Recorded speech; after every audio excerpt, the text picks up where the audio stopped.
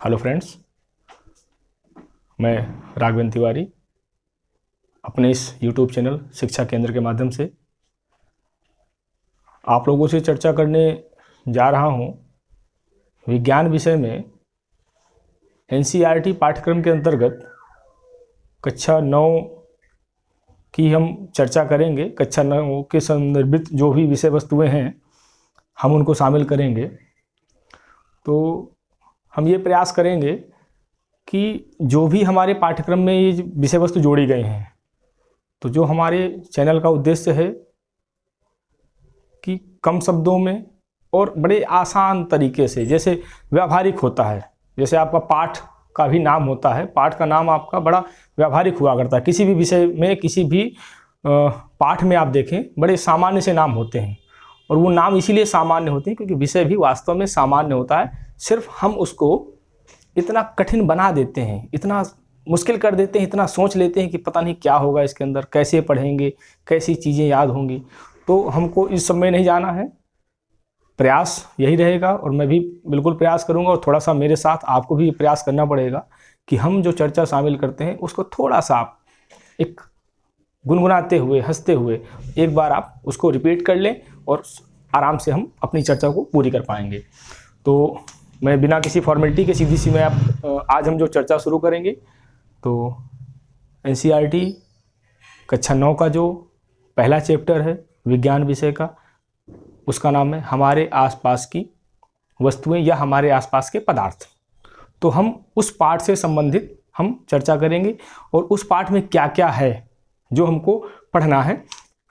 तो इसके संदर्भ में सबसे पहले हम ये देखें कि आपका जो पाठ पहला है, उस पहले पाठ में हमारे आसपास के पदार्थ के संदर्भ में सारी चीज़ें जो हैं उसमें है क्या क्या, एक पहले समरी रूप में हम इनकी चर्चा कर लें। उसमें हमको पढ़ना है पदार्थ। पदार्थ है, पदार्थ के बाद इसमें अवस्थाएं हैं पदार्थ की।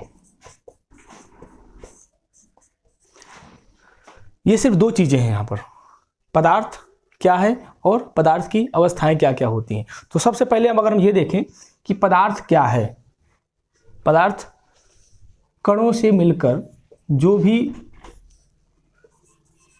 हमको वस्तु मिलती है वो हमको पदार्थ ही कहलाती है, या इंग्लिश में बोलते हैं उसको मैटर। पदार्थ क्या है? कणों से मिलकर बना हुआ जो भी तत्व है, जो भी सामग्री है, वो पदार्थ कहलाएगी। अब ये कण कैसे हो सकते हैं, बात हमारे लिए ये भी निकल के आएगी। कण कैसे? छोटे कण, बड़े कण। तो कण कितना भी छोटा हो सकता है, कितना भी बड़ा हो सकता है। छोटे कणों से मिलके भी, यानी छोटे इतने कि हम उनको आप देख भी ना पाओ, और बड़े इतने कि आप विशालकाय हाथी के समान कण हो सकते हैं। तो कणों से मिलकर जो भी वस्तु निर्मित होगी वो आपका पदार्थ कहलाएगा। ठीक है। अब इस पदार्थ की अगर हम बात करेंगे तो इस पदार्थ की कुछ विशेषताएं भी होती हैं। ये तो हमने पहले पदार्थ को जान लिया कि पदार्थ क्या था। ठीक है। अब हम बात करते हैं पदार्थ की विशेषताओं की। तो इसकी पदार्थ की विशेषताएं क्या हो जाएंगी? पहला तो होगा कि जो भी पदार्थ बनता है इसमें जो कण होते हैं, इन कणों में रिक्त स्थान पाया जाता है। क्या पाया जाएगा? रिक्त स्थान पाया जाता है। हम किसकी बात कर रहे हैं? ध्यान देना, पदार्थ की विशेषताओं में। तो पदार्थ कणों से मिलकर बना है, तो इन कणों में रिक्त स्थान पाया जाता है। सबसे पहली बात, इसको अभी हम थोड़ी देर के लिए अलग कर देते हैं, आप लोगों का कंफ्यूजन ना हो। ठीक है। फिर नेक्स्ट दूसरी विशेषता क्या मिलती है? इनमें गतिशीलता होती है। ये जो कण होते हैं ये निरंतर गतिशील होते हैं, तभी वो पदार्थ की सार्थकता को सिद्ध कर पाता है। रिक्त स्थान पाया जाता है और गतिशीलता होती है। तीसरा बिंदु क्या है? तीसरी विशेषता इनकी होगी, इनमें आकर्षण पाया जाता है। और आकर्षण कैसा? एक दूसरे के प्रति। जैसे कि एक ये ठोस आकृति ले लें, तो ठोस आकृति में जितने भी ये हम गोले बना रहे हैं, ये हमारे क्या हैं? सभी हमारे ये कण हैं। और ये कण, एक कण दूसरे कण से बहुत तेजी से चिपका हुआ रहता है। ठीक है। तो ये क्या है, ये आकर्षण है। आपने एक चीज और देखी होगी, इसी पदार्थ की एक अवस्था अभी हम पढ़ेंगे, द्रव, पानी की एक बूंद यहाँ पड़ी हुई है और पानी की दूसरी बूंद यहाँ पर पड़ी हुई हो। आपने कई बार ऐसा खेल खेल में किया भी होगा। और जब इन पानी की दोनों बूंदों को बड़ी पतली सीख से आप हल्का सा जोड़ देते हो सीख के माध्यम से, तो क्या देखते हो, ये दोनों बूंदें एक जगह इकट्ठी हो गई हैं। कैसी इकट्ठी हुई? क्योंकि उनमें ये वाला गुण होता है आकर्षण का। सिर्फ इतना सा है, पदार्थ कणों से मिलकर बना है, कणों में रिक्त स्थान पाया जाता है, आपस में गतिशीलता होती है इनमें, और ये एक दूसरे को अपनी ओर आकर्षित करते हैं। ठीक, शायद आपको समझ में इतना आ गया होगा। अब हम पदार्थ का जो दूसरा स्टेप है, इसी में पदार्थ की अवस्थाओं के बारे में बात करना है। अब ये अवस्थाएं क्या हो सकती हैं?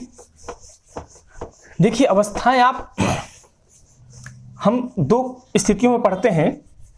अगर हम लोग चर्चा करें भौतिक अवस्थाओं की तो अलग होती हैं, और अगर हम चर्चा करें रासायनिक अवस्थाओं की तो वो अलग होती हैं। हमको यहाँ पर जो पढ़ना है, आगे के अध्याय जो हैं वहाँ पर हमको रासायनिक अवस्थाओं में मिल जाएगा। हमको यहाँ भौतिक अवस्थाओं में पढ़ना है। तो भौतिक अवस्थाओं में जो पदार्थ होता है वो 3 कैटेगरियों में बांटा जाता है। भौतिक अवस्थाएं, भौतिक अवस्था का मतलब क्या होता है? जो भौतिक रूप से हमको बाहरी रूप से दिखाई देता हो। रासायनिक रूप में हमको दिखाई नहीं देता, उसकी अंतर्गत क्रियाएं होती हैं। भौतिक अवस्था में हमको बाहर से वो दिखाई देता है। अब कौन कौन सी अवस्थाएं होती हैं पदार्थ की? शायद आप सब लोग परिचित भी हैं, पहले पिछली कक्षाओं में आपने पढ़ा भी होगा।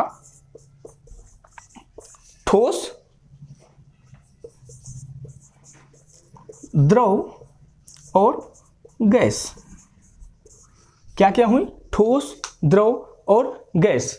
ये हमारी 3 अवस्थाएं हैं भौतिक रूप में। रासायनिक रूप में हमको दूसरा मिलेगा। अब आप जब जाएंगे तो वहां तत्व और यौगिक मिश्रण हमको पढ़ने को मिलेंगे, तब हम उनको अगली कक्षाओं में जानेंगे। ठोस, द्रव, गैस। अब हम फिर पिछले पुराने चैप्टर में आए, हमने बात की थी कणों की। हमने क्या बात की थी? कणों के संदर्भ में हमने बात की थी कि कोई भी पदार्थ कणों से मिलकर बना होता है। पदार्थ क्या है? कणों से मिलकर बना है। पदार्थ की भौतिक अवस्था की हम बात कर रहे हैं। भौतिक अवस्थाओं कितने हैं? 1, 2, 3। ठोस, द्रव, गैस, 3 अवस्थाएं हो गई। ठीक है। अब हमने कणों की कुछ विशेषताएं पढ़ी थी। आकर्षण होता है, निरंतर गतिशील होते हैं और रिक्त अवकाश होता है। अब उन्हीं विशेषताओं को, जो हमने पदार्थ की विशेषताएं पढ़ी थी, इनको हम फिर से यहां रिपीट कर देते हैं। अगर हम ये एक चित्र बनाएं तो इस चित्र में हम थोड़ा सा ये देखें, यहां पर हमारे ये जो कण हैं बहुत तेजी से पास पास में एक दूसरे से जुड़े हुए हैं। ये जुड़े हुए हैं, इसका मतलब ये इस बात को आपको बता रहे हैं कि जो ये ठोस के कण हैं, जो पदार्थ के कण हैं, ये एक दूसरे से बहुत तेजी से जुड़े हुए हैं। और इनमें जो अंतरा आणविक अवकाश बोलते हैं, ये अवकाश बहुत ही नगण्य है, बहुत सूक्ष्म है। दूसरी स्थिति में जो हमारा द्रव है, द्रव में जो भी कण हैं बहुत ज़्यादा नज़दीक नहीं है और ना ही बहुत ज़्यादा दूर हैं। इनमें एक दूसरे से जुड़ाव तो है। जैसे आपने पानी की बूंदें देखी होंगी, पानी की एक बूंद अलग करिए, दूसरे उसके पीछे चली जाती है, अलग हो जाती है, उसको आप तोड़ सकते हो बीच से, लेकिन ज़्यादातर स्थितियों में आपको इतना ठीक ठाक अवकाश मिलेगा। और गैस की क्या स्थिति होती है? अब आपने गुब्बारे को देखा होगा, आपने खूब मेहनत की, गुब्बारा फुलाया और थोड़ा सा सुराख निकल गया, पूरी मेहनत आपकी हवा में उड़ गई, पानी में भी नहीं जाना। क्यों? क्योंकि भाई हवा का मामला है। तो ये हमारी गैस की अवस्था है। अब हमने जो जिन 3 विशेषताओं की बात की थी पदार्थ की विशेषताओं की, कि इनमें गतिशीलता होती है, ठीक है, तो ये सारी चीजें यहां पर भी पाई जाती हैं, क्योंकि उसी पदार्थ की भौतिक अवस्था में 3 स्वरूप हैं इसके, ठोस, द्रव और गैस। ये हमारे लिए हो गया पदार्थ की 3 अवस्थाएं। इतना तो हम सब लोग जान गए। अब हम थोड़ा सा इसमें एक चीज और जोड़ेंगे। क्या ये जो अवस्थाएं हैं, क्या कभी ये रूप बदलती हैं क्या? आजकल जमाना है ना रूप बदलने का। तो क्या ये कभी अपनी अवस्थाएं, ठोस अवस्था क्या किसी रूप को बदलती है, द्रव अवस्था क्या किसी दूसरे रूप को बदलती है, और गैस क्या कभी किसी दूसरे रूप में बदलती है? तो इसके लिए हम जब चर्चा करते हैं तो यहां पर हमारे लिए जो बिंदु निकल के आते हैं वो ये है कि ठोस आपकी द्रव में बदल जाती है, द्रव गैस में बदल जाती है, ठीक है, या ठोस गैस में बदल जाती है, गैस द्रव में बदल जाती है। अलग अलग अवस्थाएं द्रव ठोस में बदल जाती है, यानी कि ये जितनी भी अवस्थाएं हैं पदार्थ की, सभी एक दूसरे के रूप में अपना स्वरूप बदल लेती हैं, ठीक है। अब जो बदलती हैं, उन बदलने के पीछे अंतर क्या होता है, हमें कुछ चीजों में इनका प्रभाव भी पड़ता है, ठीक है। अब जैसे स्वरूप बदलने की बात करें, हम एक बहुत आसान सा उदाहरण ले लें, एक ही उदाहरण लेते हैं जिसमें हम थोड़ा सा हमको आसानी हो जाएगी समझने में। बर्फ लेते हैं, बर्फ जल वाष्प और जल, ठीक है, ये क्या है, ये आपका ठोस है, ये द्रव है, और जल वाष्प क्या है, ये गैस है। तीनों पानी के ही प्रकार हैं, एक ही चीज है, पानी जल अवस्था में है, बर्फ की अवस्था में है और जल वाष्प की अवस्था में है। ये तीनों अवस्थाएं पानी के ही ठोस, द्रव और गैस, यानी जल आपका तीनों रूपों में बदल गया है, ठीक है। अब बदला कैसे है, इनमें दो तीन शब्द काम करते हैं। एक काम करता है गलनांक, एक काम करता है क्वथनांक, ठीक है। एक शब्द इसी में आता है ऊर्ध्वपातन, और एक शब्द आपको यहां पर मिल जाएगा वाष्पीकरण। ये जब पदार्थ की अवस्था परिवर्तन की बात करते हैं तो इससे संबंधित ये चारों शब्द हैं। अब ये शब्द क्या हैं, हम इनकी चर्चा फिर कभी किसी अगले वीडियो में हम उनको थोड़ा सा विस्तार से जान लेंगे, ठीक है। अभी क्योंकि थोड़ा सा हमारे लिए यहाँ विषय वस्तु की एक सीमा है, हम सिर्फ ये जान लें, हम कभी अलग से इस पर चर्चा कर लेंगे। गलनांक, क्वथनांक, ऊर्ध्वपातन और वाष्पीकरण ये क्या है, मैं कभी इन चारों के लिए आपको अलग से एक छोटा सा वीडियो बना के डाल दूंगा, उसमें आप लोग इसको देख लीजिएगा, समझ लीजिएगा, ठीक है। अच्छा, अब इसके बाद हम थोड़ा सा ये देखें, ये जो आपके अवस्थाएं हैं, इन अवस्थाओं में क्या किसी अन्य चीज का कोई प्रभाव पड़ता है क्या? तो वहां पर हमारे लिए दो चीजें आती हैं, एक आता है ताप और एक शब्द हमको मिलता है दाब, टेम्परेचर और प्रेशर। क्या ताप से क्या फर्क पड़ता है इसमें और दाब से क्या फर्क पड़ता है? तो सामान्य रूप में सीधी सी भाषा में ये कहते हैं कि ताप अगर आप इसका बढ़ाओगे, अभी हमने एक उदाहरण लिया था ना बर्फ का, ठोस मतलब बर्फ है, अगर ताप दोगे यानी बर्फ को अगर आप यहां पर इसको फ्लेम दिखाओगे तो क्या होगा, बर्फ पानी बन जाएगा तत्काल, और पानी बना तो मतलब चेंज क्या हुआ, इसके जो ये कण थे इन कणों में गतिशीलता होती है, ये तो हमने पहले पढ़ा था। अब हमने इसको आग दिखाई तो गति करके तुरंत थोड़े से दूर दूर हो गए और तुरंत ये पानी बन गए, ठीक। अब हमने यही ताप यहां पर दिखाया, इस पानी को दिखाया, हमने इसको ये आग दिखाई, और आग दिखाई तो क्या हुआ, आपने देखा होगा भगोने में आप चाय बनाते हो, पानी गर्म करते हो तो पानी वाष्प के रूप में बड़ी तेजी से ऊपर को निकलने लगता है, और कभी वो क्या होती है, गैस होती है। और आपको देखना हो, ध्यान देना हो तो वो जो पानी वाष्प निकल रही है उसके ऊपर कभी प्लेट ढक दो आप, फिर देखो तुरंत 2 मिनट में पानी की बूंदें फिर वापस मिल जाएंगी आपको, तो गैस से द्रव की अवस्था में हो जाएगा। हम जब ऊर्ध्वपातन स्थितियों की बात करेंगे तब हम उनको फिर से चर्चा कर लेंगे, ठीक है। अब आपने इस पानी को अगर आपने ताप दिखाया तो क्या होगा, गैस की फॉर्म मिल जाएगी, यानी कि पदार्थ की जो भी अवस्थाएं हैं इनके स्वरूप परिवर्तन में आपका, इनके आकार परिवर्तन में ताप का सीधा सीधा प्रभाव देखने को मिलता है। दूसरा है दाब। दाब क्या करते हैं, दाब का असर थोड़ा सा उल्टा हो जाता है, दाब का असर यहां पर कम पड़ता है, इसको मैं थोड़ा सा अलग कर दूं,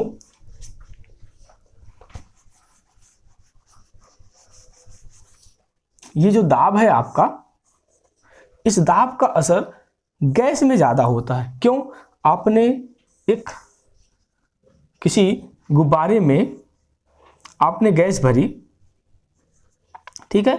और होता क्या है, आप गुब्बारे में आपने गैस भर दी, इसको दबाते हैं तो ये पर्याप्त छोटा होता चला जाता है।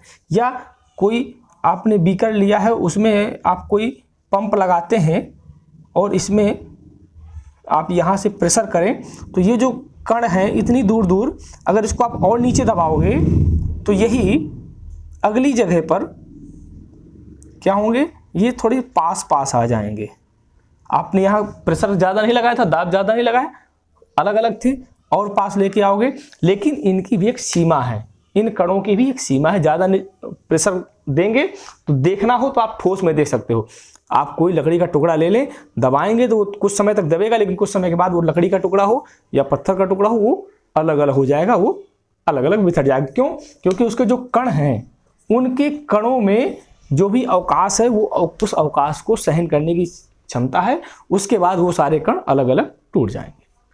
तो ये अभी आज हमने जो चर्चा की, बहुत सामान्य शब्दों में और बहुत आसान तरीके से है। क्या इसमें हमारे आसपास की जो वस्तुएं, हमारे आसपास के जो पदार्थ हैं, तो आखिर पदार्थ बनता क्या है, पदार्थ है क्या? पदार्थ अगर हम इसको, चलिए तत्काल 2 मिनट में इसको समराइज कर लें। ये क्या है? पदार्थ कणों से मिलकर बने होते हैं, ठीक है। और कणों की कुछ विशेषताएं होती हैं। कणों की विशेषताएं क्या होती हैं? गतिशीलता, और उनमें अवकाश होता है, और ये कण एक दूसरे को अपनी ओर खींचते हैं। और फिर तीसरी चीज मिली, इनकी अवस्थाएं। और अवस्थाएं की कितने भागों में बांटी गई थी? 2 भागों में हमने बांटी, ठोस, द्रव और गैस। ठोस, उसका आकार और आयतन निश्चित होता है। द्रव, आकार निश्चित नहीं होता, आयतन निश्चित होता है। आकार के लिए क्या करते हैं, जिस बर्तन में डालेंगे उसी का आकार वो ले लेगा। और गैस, इसका ना तो आकार निश्चित होता है और ना ही आयतन निश्चित होता है। क्यों? क्योंकि ये इसके जो अणु हैं वो एकदम ज़्यादा स्वच्छंद होते हैं। तो ये जो 3 चीज़ें थी, कण और अवस्थाएं, अवस्थाएं हमने 3 डाली, मैं लिख नहीं रहा, ये आप रिवाइज करिए। आपने अभी जो पढ़ा है उसको आप तत्काल रिमाइंड करें। हमने 2 चीज़ें इसमें देखी, पदार्थ के जो कण हैं और उनकी जो अवस्थाएं। तो कैसा लगा आपको आज का विषय, इसकी चर्चा? मुझे आप कमेंट बॉक्स में इसकी जानकारी दे सकते हैं। और अगर कोई सुझाव, आपको उसमें कुछ और जानना चाहते हैं तो उसके लिए भी आप बोल सकते हैं। वीडियो में जुड़ने के लिए धन्यवाद। Okay, thank you.